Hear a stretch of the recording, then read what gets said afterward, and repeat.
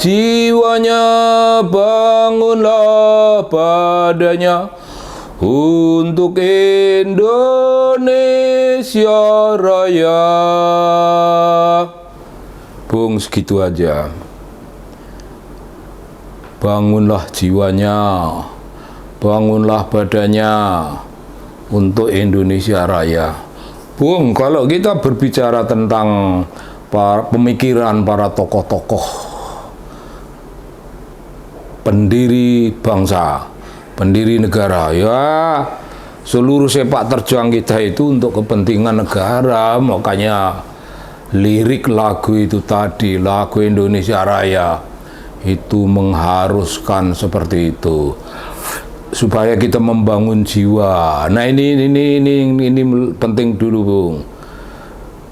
Secara pribadi, secara negara, melihat orang per orang secara pribadi, ya silahkan aja. Badannya mau bagaimana, silahkan.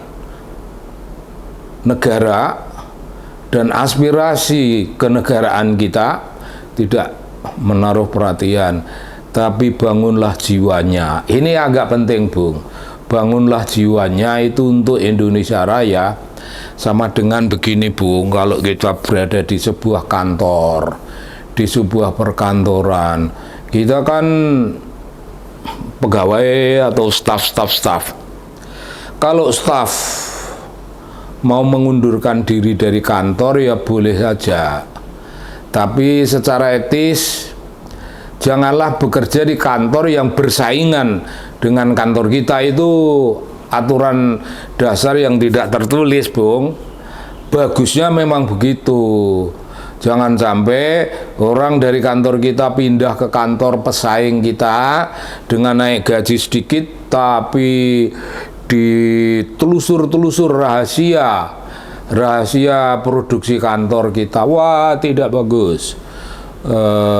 Ada lagi, Bung, manajer tertinggi, manajer boleh pindah kantor, Bung, boleh saja kalau sudah berdasarkan suatu perhitungan. Di sini kita sudah lama, di sini kita macet, tidak ada kemajuan, di sana ada peluang, lalu dia mundur baik-baik. Wah, itu bagian dari bangunan jiwa, Bung.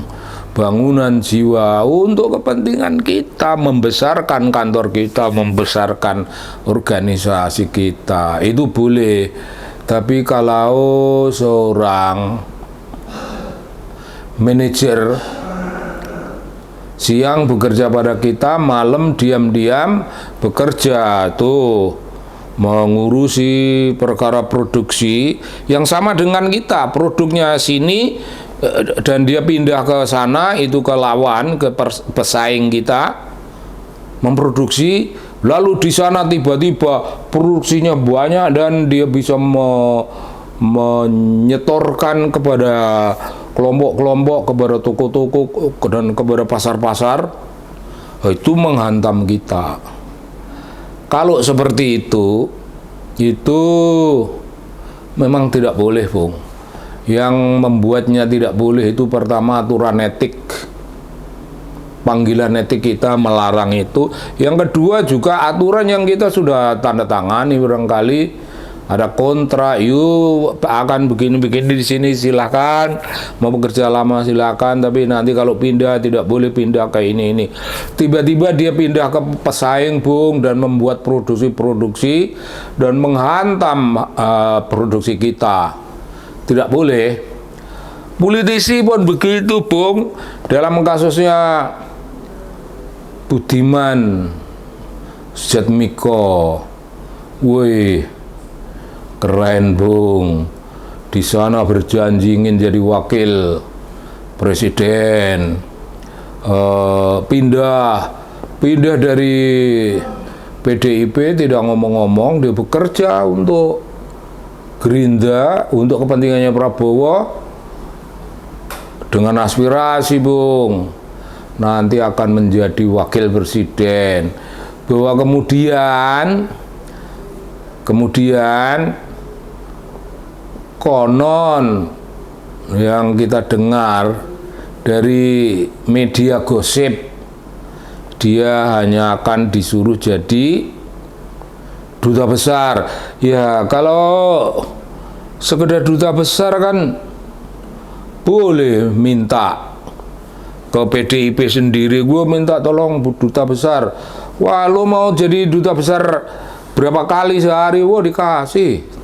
Mengapa pakai dibela-belain menyimpang dan dibela-belain ini serong, tindakan serong secara etis? Ya enggak bisa. Tapi sebenarnya juga bukan hanya secara etis, memperkuat lawan kita, dan yang memperkuat itu nanti dijanjikan jabatan penting. Itu bukan sekedar urusan etis, itu urusan mengancam, itu Bung, mengancam kedaulatan kita, mengancam eksistensi kita. Itu ya persoalannya etisnya ya dilanggar, ada urusan lain di atas urusan teknis, ada urusan-urusan pemenangan dalam pemilu dan lain-lain. Nah, itu problem. Apakah sebabnya? Konon karena dia minta jabatan menteri. Minta jabatan menteri kalau nanti selesai pemilu dan sebagainya. Itu semuanya pribadi lah. Itu pribadi dan internal, kita tidak ingin tahu. Tapi karena kita ini pendukung Partai Demokrasi Indonesia Perjuangan, intinya macam gitu, dan kita pendukung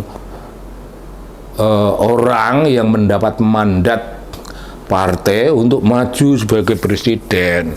Dia mandataris partai, disebut petugas partai untuk merawat Indonesia. Aspirasi PD Perjuangan kan bukan hanya memperbesar partai dan tiap mandataris itu ya menjaga partai. Enggak, mandataris itu seluruh menjaga Indonesia.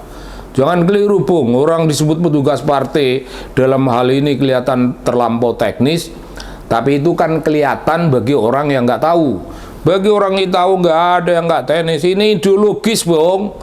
Ini bagian dari ideologi besar, ideologi kenegaraan, ideologi wawasan kebangsaan. Besar PDIP dianggap kecil, edian, wo. Nah begitu, Bung, yang terjadi pada Budiman Sujatmiko itu macam gitu ya. Udah pernah diberi kesempatan 2 kali menjadi ya DPR. 2 kali itu artinya, Bung, 10 tahun. Diberi kekuasaan, diberi kesempatan 10 tahun berkuasa atas nama dan on behalf, bisa juga for the sake, on behalf and for the sake of PD Perjuangan, saya begini-gini. Ya itu kan udah something. Anda sudah menyembuhkan. Ya kalau kita tidak terlalu hebat, Bung, kita tidak terlalu hebat, ya kita tidak boleh meminta terlalu tinggi, kita tidak menuntut apa-apa yang lebih dari yang lain-lain. Kita tidak hebat, ya kita hanya anggota ya biasa-biasa. Ini average kemampuan kita, dan kita bisa menyumbangkan ini dan itu. Jangan seluruhnya ditagih, Bung. Itu pemikiran kaum yang mengandung pemikiran profetik. Jangan semua kapasitas kita itu ditagih. Kapasitas kita bisa menjadi gubernur, maka langsung jadi gubernur. Kapasitas menjadi menteri, enggak, Bung. Perjuangan untuk partai yang mana? Kita punya kapasitas untuk menteri ya, tapi ya sudahlah, nunggu dulu 5 tahun berjuang untuk partai, membesarkan partai, Bung, membesarkan perusahaan ibaratnya. Ya begitu orang berjuang, ya begitu orang yang membangun jiwa untuk kebutuhan bangsa dan negara. Ya keren, Bung, keren seperti itu. Jangan kemudian tiba-tiba itu meminta segalanya maksimal tanpa memberi kontribusi sedikit pun. Kontribusi sekian, minta sekian. Untung yaitu nggak ada pengabdian, nggak ada loyalitas. Padahal di Republik ini, Bung, tiap kantor, tiap partai politik, tiap organisasi-organisasi yang bekerja untuk kebutuhan membesarkan bangsa, yaitu loyalitas. Ada loyalitas itu. Kita kecuali loyalitas itu kita kembangkan. Kita ideologis, Bung. Apa yang pakem-pakem yang diminta oleh kantor yang ya protapnya begitu, persembahkan yang lebih besar dari protap, lebih tinggi dari protap. Nah, itu namanya kemajuan. Dan aturan-aturan dasar ya gitu kita kembangkan, Bung. Kita kembangkan 2 kali udah menjadi apa namanya DPR, udah cukup. 2 kali itu perjuangan di backup oleh partai. Mau menjadi menteri ya pelan-pelan, itu nanti juga akan dapat. Tiba-tiba Anda menunjukkan kebutuhan lebih tinggi lalu menyimpang ke sono, diam-diam di sini dapat, di sono dapat. Apalagi, Bung, di antara gosip-gosip media dan gosip-gosip partai itu ada kepentingan ini dan itu, lalu mendapat proyek besar. Ayo mendapat proyek besar. Ya Prabowo, Bung, egoismenya untuk menjadi pemenang yang belum tentu menang, minta Anda menjadi begitu dan tidak peduli dia. Konon kalau itu budgetnya perkantoran dia, Anda diberi proyek kan begitu. Kan tidak boleh, Bung. Tidak boleh, itu duit kantor. Dan Anda juga tahu kalau Anda menerima proyek yang intisarinya itu duit kantor, ya Anda kan orang politik, Anda orang parlemen yang mengerti itu. Namun kalau Anda menerimanya, itu kan ya repot. Lalu ini gimana nih PDI Perjuangan? Ya akhirnya dengan tata krama, sopan santun di dalam tradisi kita, yuk mundur. Oh kalau saya nggak mau mundur, lu nggak mau mundur itu karepmu itu apa? Lah kok seperti Bung, cara komunikasi kaum preman dengan kekerasan, dengan ancaman. Ya kalau soal kekerasan ancaman, partai itu kan lebih besar, partai lebih berpengalaman. Yuk baik-baik mundur, ndak mau ya dipecat, Bung. Wah, Anda memang hebat barangkali, tapi ya nggak hebat sekali, ya hebat biasa. Begitu, Bung. Jangan menganggap diri kita besar dan partai malah kecil. Nggak bisa. Ketika kita memandang diri kita besar, orang lain itu otomatis kok anggap remeh-temeh. Itu bukan gambaran seorang bawahan yang membangun loyalitas.